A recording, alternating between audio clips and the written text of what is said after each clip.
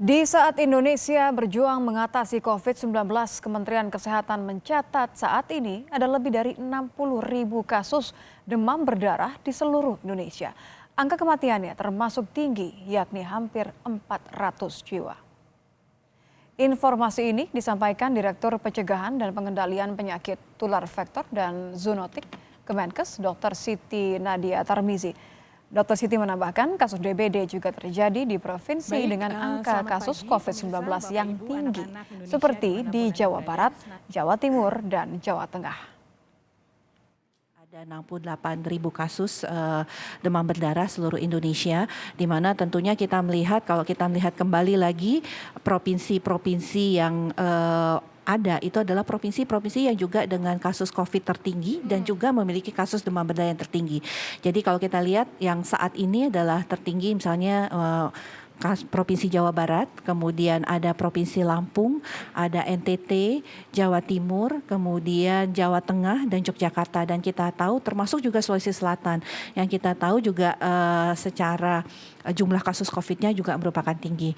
Nah, di sisi lain juga kita melihat bahwa demam berdarah ini juga menimbulkan angka kematian.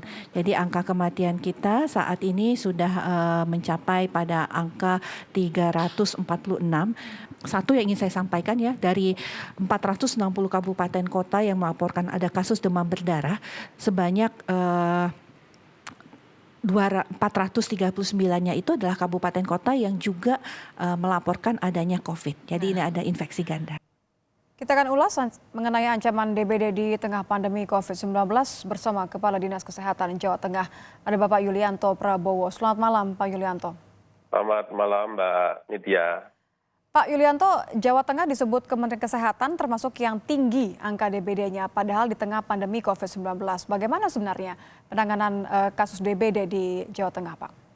Ya, kalau dari sisi jumlah total ya, memang tinggi karena memang jumlah penduduk Jawa Tengah banyak ya, 35 juta.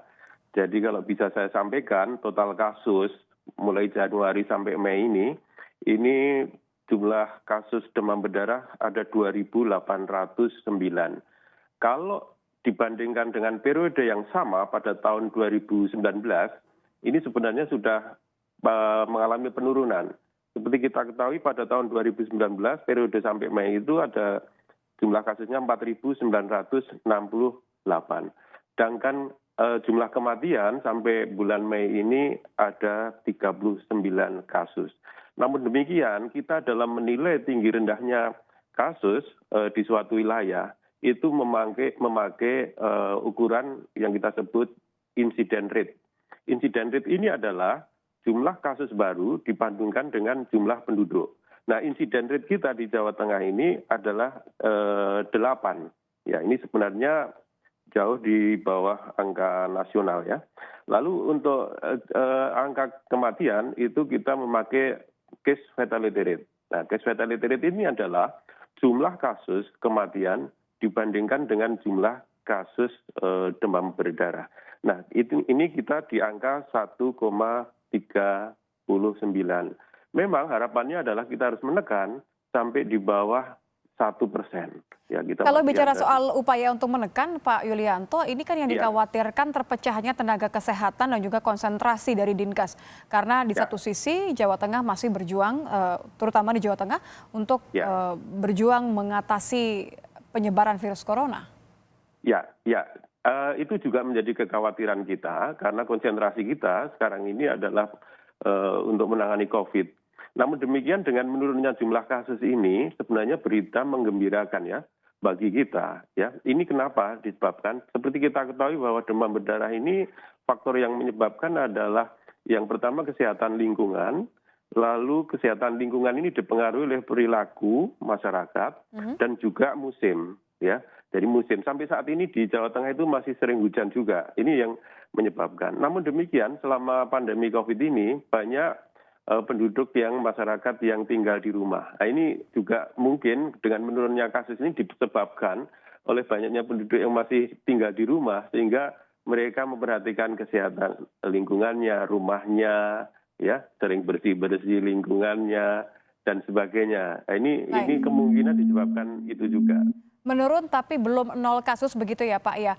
Bagaimana Ya. kemudian mencegah supaya angka ini tidak bertambah dan juga tidak meluas? Iya, jadi demam berdarah ini adalah penyakit endemis untuk Jawa Tengah dan saya kira Indonesia juga ya. Jadi memang belum hilang betul ya.